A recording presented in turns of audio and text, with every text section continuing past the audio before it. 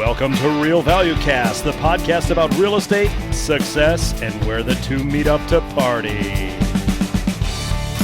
And now your host. The first girl he ever kissed was his stepsister, Blaine Feyen. Ladies and gentlemen, welcome back to Real Value Cast, the real estate podcast about real estate, appraisals, success, and how they all blend together. I am your host, Blaine Feyen, and I want to thank you for coming back to listen again. I want to thank all of our returning listeners, all of our new listeners. Welcome to Real Value Cast. For those of you who have followed us for some time now, you may see this as the first podcast in the series, either on iTunes or on the website. And that is because we took a little hiatus, as some of you know. I think our last podcast was on Halloween, October 31st. So it's been 2 months. And that was because we were remodeling the studio. I do some podcasting for a couple other industries. And so we upgraded our equipment. I am now speaking into some new microphone equipment. Hopefully the sound is better. We've always had good equipment and good sound, but we're just looking to upgrade it as we move up in the world. It was one of our goals from last year, and we achieved it. So thanks for hanging in there with us. Thanks for the sticking through the little hiatus we took, because we now are back bigger and better. I am speaking to you on December 31st, 2013, so it's New Year's Eve, looking out the window of the studios. It's a nice, pretty snowy day here in Western Michigan, and today's podcast is going to be a nice send-off for 2013, kind of a cleaning of the system and heading into 2014. This whole last week in my own business, since the real estate business slowed down a bit, the appraisal business, there's been a slight cooling. I took the opportunity, as I hope all of you did, to take a little time off to kind of recoup, recover, and rejuvenate. But I also kind of jumped right back in and did some of the stuff that we should be doing all year long, whether we be appraisers, real estate agents, lenders, whatever we do. And that was to prospect. I've been out on appointments, meeting with new real estate agents, new lenders, new attorneys, new insurance agents, people that I regularly get business from, people that I've never received any business from but hope to, and also people that I intend to give business to, because I believe it's full circle. And as you know, if you listened to my podcasts in the past, my belief system with regard to my business is that we are all partners in success. So I quite often refer to my strategic partners as my real estate partners, my lender partners, title partners, so on and so forth.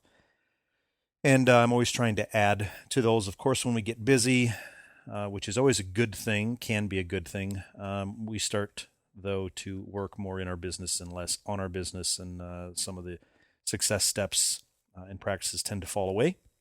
We stop prospecting and doing the things that got us busy in the first place. And then when it slows down, we start to freak out, and we start to do the things, of course, or should, the things that got us there. So that's what I've been doing the last couple weeks in between doing my appraisal work and my other businesses that I'm involved in.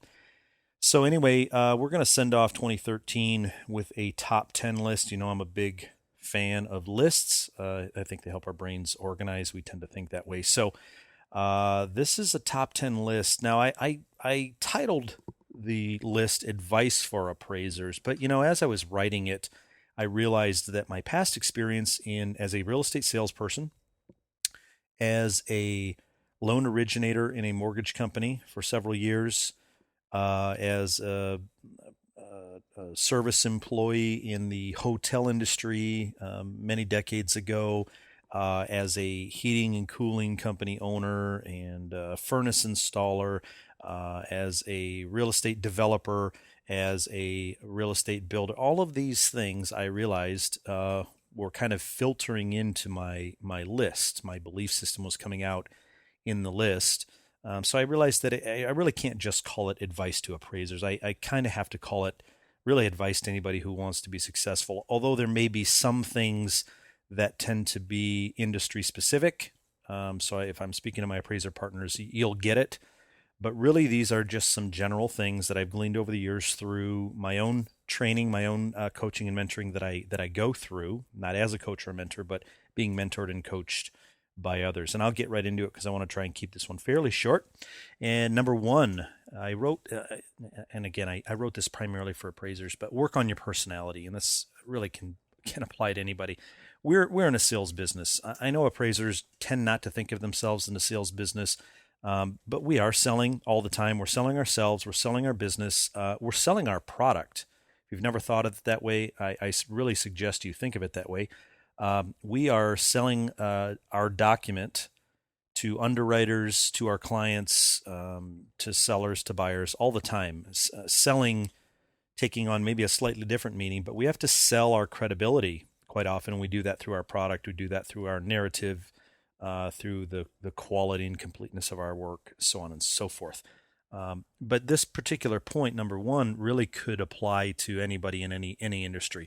Work on your personality. Quite often, this may sound harsh, your personality just isn't good enough. I think when we go into things, we tend to think of ourselves quite often as something we're not. It takes somebody else telling us something about ourselves that usually is a shocker to us.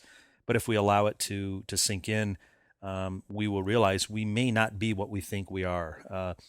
Looking at yourself is kind of like a fish trying to get some perspective on themselves inside the fishbowl, and it's almost impossible. So work on your personality. If you're in one of these businesses that I'm talking to, here's what I'll say. You're not entitled to be a jerk. Just because you control one aspect of the deal, and this is primarily for appraisers, we control some aspect of a selling deal, of a refinance deal. It's the appraisal aspect, and quite often we are looked at by the other people involved in the deal as kind of a necessary evil, something they wouldn't prefer to have to deal with, but they do. And so they just kind of cross their fingers and hope they get a good appraiser and one that sees the value and one that can make it happen and so on and so forth. You know the deal. And I think sometimes appraisers tend to get an opinion about themselves because of that there's some type of authority or some type of control that they have, and it gives them a little bit of a high. And they can tend to be a little bit jerky. And so I'm going to reiterate, you're not entitled to be a jerk just because you control one aspect of the deal. Appraisers already have kind of a bad rap in the industry. Some of it deserved, some of it not. But if you work on your personality and you work on the aspects that allow you to mesh well and work well with the other industries, I think you could go very far. We can go very far as individuals and as an industry. Be pleasant to the buyers and the sellers when you're walking into people's homes. Again, they may have been already coached by their realtor, by their lender, that we are necessary evil. They are more than likely going to be very pleasant to us because they know that value is dependent on the work that we do. But be pleasant. Help them understand the process. Help them understand what you're doing, why you're doing it. It's quite confusing. It's even confusing to people who are in the know in the industry. I find all the time that even lenders don't fully understand what it is we do or why we do it. They question it all the time. So you can imagine buyers and sellers are somewhat out of the loop as well. So if they have questions, let them ask the questions, help them along the process, remove some of the what I call pain points in the process, and make it accessible, what we call making the invisible visible. There's a lot of things that seem like magic to them that are invisible in the process. Make it all visible, and they feel better about it. And if you do this, it will get back to your real estate partners, your lender partners, all those people that you are the person to be working with. Be personable, friendly, helpful, kind, and be outgoing. And I suggest this for everybody, appraisers especially, but realtors as well, lenders as well.